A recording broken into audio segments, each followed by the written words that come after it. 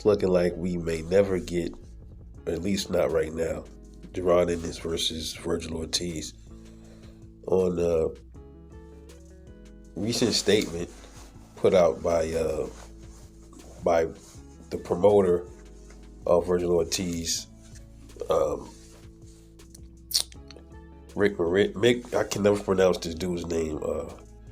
Rick Meridian. He claims that Jaron Ennis is ducking the smoke. Okay, he's saying now that they will not be fighting, and this is what he was quoted on saying. He says pretty much, just be honest, it's not enough. You knew the weight and said it live after your last fight. Your dad knew the weight when he said you made us an offer a couple weeks ago, and that we turned it down, which was pure BS. For sure, your promoter, Matchroom, not only knew the weight, but said it on air multiple times at 154. Why do all that and get what you want in the biggest checkbook in history? I don't know about all that, but in career high payday for you in your biggest fight of your life, and then run away. There is, and will never be greatness tied to that manufactured record of yours. To be honest, even I thought you were one of the special ones, like many fans, and mean that. But don't ever mention your name with Terrence Crawford or any of the greatest now ever again. It's none of them do shit like this or doubt themselves or entire team doubt them. We never said a rude or disrespectful word while you guys said and did all of this. Vergil Ortiz simply said yes when given a deal. That's what a real champion in greatness does. Wow. Send Ortiz a check for $50,000 for using his name that you clearly needed for clout, as we all know you needed him. He does not need you, and time will show that. Somebody needs to help fix Boots' career. There's a big hole in his soul. Wow. He went in on Jaron in this, man. I remember, if I can recall, a couple years back, Boots' team said that they weren't ready. Vergil Ortiz team said they weren't ready for Boots.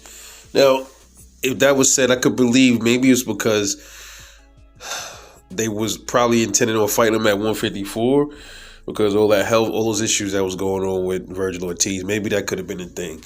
But according to Dan Raphael, man, he's saying that the fight not happening because Jaron Ennis and his team wanted Vergil Ortiz to move back down to 147 for the fight.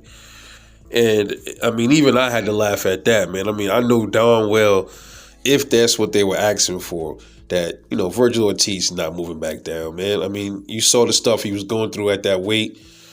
I even think he was having some issues at 154, but he was having all kind of problems at welterweight. So why would they want Vergil to move back down in weight? They said that they was going up in weight. They said they was going up to 154. So I'm a little confused, man. I don't know what's really going on, but it's sad either way. Because first they said they wanted to move up. Now I'm hearing that they want to stay at welterweight. I'm like, okay, bro, if he stays at welterweight, who is there for him to fight, man? The same fights that he was supposed to line up never materialized. He never got a chance to line anything up with Stanionis. He didn't line anything up with Barrios.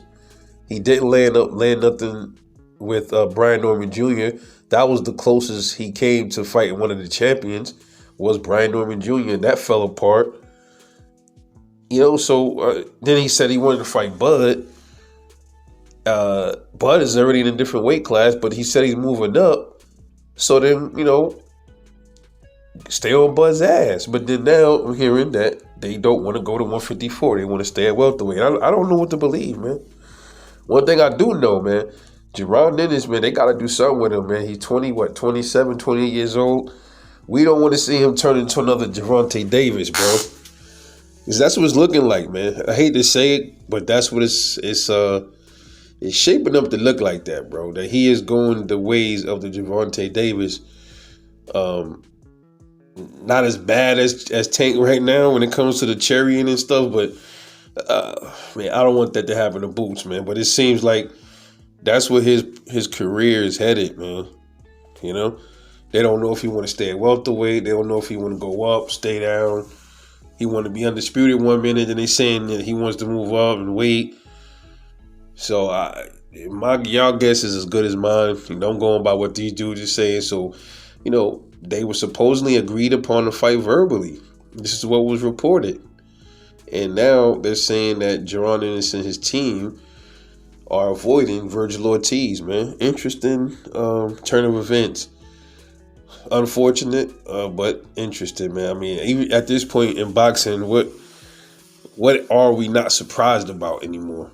So I want to get y'all opinion. Do you think Jaron Boots Ennis and his team is avoiding and ducking Vergil Ortiz at 154 pounds? And if they did want him to come back down the weight, I think that's sucker shit because they know he was having issues down at that weight.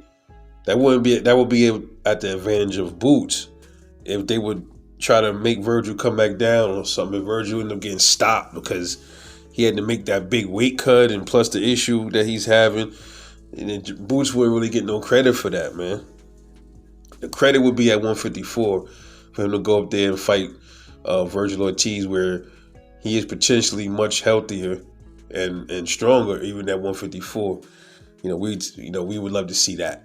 No advantages over the other fighter. We're not gonna start that, man. I'm tired of seeing that with Canelo and Tank. We don't need to see that same thing happen with Jaron Ennis because that's what's going to end up happening, man. They're gonna eventually, if all these things are true, they're gonna end up putting Jaron Ennis in the same boat with Tank and Canelo, and I don't want to do that right now. I want to give the benefit of the doubt because I like Boots.